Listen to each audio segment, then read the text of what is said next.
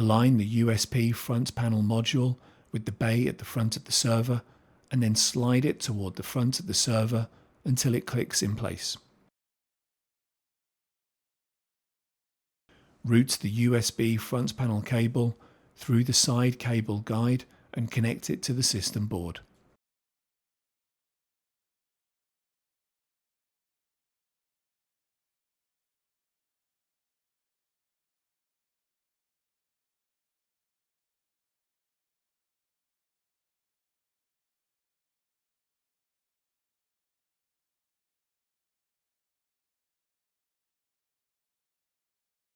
Install the fan cage, the PCIe expansion tray, the chassis air baffle, and the PCIe riser cages or fillers.